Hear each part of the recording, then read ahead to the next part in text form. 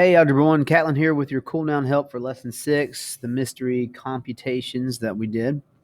So I'm going to go over the cool down problems here and make sure that you guys understand them. So in the first question here, we got this spreadsheet. It shows you the formula for C1 block, and it asks you this question: what value will be in C1 after this formula is entered? Okay, so this formula that they have for C1, it's got some parentheses. It's using this asterisk here, which represents multiplication. And so essentially where it's getting its information from is going to be over here in column A. All right, so underneath I'm just going to write down what's what. A1 in our parentheses is going to be A, row 1, which is 2.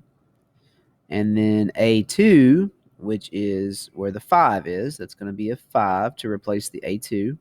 And then we're substituting A3 with the number that's in row or column A, row 3, which is a 7. So what's happening here, if we follow our order of operations, is we're going to do our parentheses first, which is going to give us a 7. And then we multiply by the 7 that remains, which is going to give us 49. So in C1, after this formula has hit entered, a 49 is going to pop up. Now, that 49 can change if these numbers over here change, but the way that it's set up right now, it's going to read out a 49.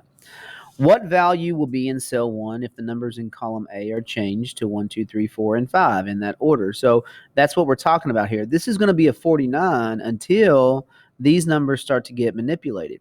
So let's imagine that all of these numbers get taken away, and we replace them with just a simple 1, 2, 3, 4, and 5 in that order.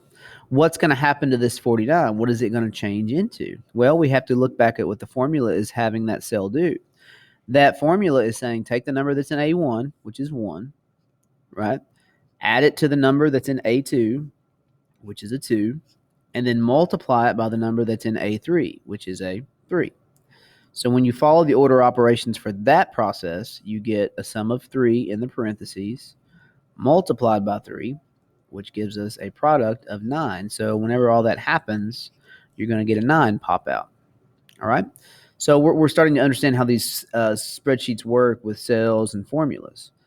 Now, the formula in cell B2, all right, so it's saying that the formula in cell B2 is the product of A2 through A5. Describe a way to change the contents of column A so that the value in B2 is negative 70. So somebody has gone into B2 and they've written, all right, what I want you to do here is I want you to take the product of everything from A2 using the column says that they're going to stretch that all the way through the numbers in A5. So what they're doing is they're taking all of the numbers from A2 to A5 and they're just multiplying them. Actually, I'm on the wrong one. I'm supposed to be looking at this one. My bad. So B2 would be right here, and right now it shows a 0.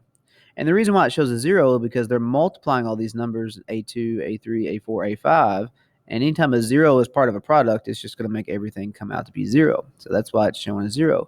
What we want to show up here is we want a negative 70. So instead of multiplying everything, what I think they wanted to happen was they wanted to multiply A2 and A5. But this colon right here multiplied every number, 10 times 5 times 0 times negative 7.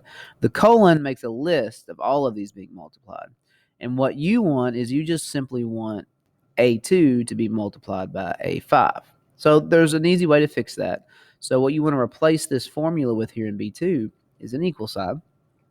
And you just want to take what's in A2 and multiply it. You can use an asterisk to show multiplication on these spreadsheets and multiply it by A5, which is where the 7 is. Whenever those numbers get plugged into that formula, it's just going to do 10 for A2 and it's going to do negative 7 for A5, and then the product's going to come out a negative 70. And that would be an easy way to change that to make it work the way that you want it to. Those just our introduction to spreadsheets, guys. If you're still struggling a little bit, we got a couple more days we're going to spend on them. They are really important. There's such a huge tie to what we do in algebra too, because variables are these cell names essentially.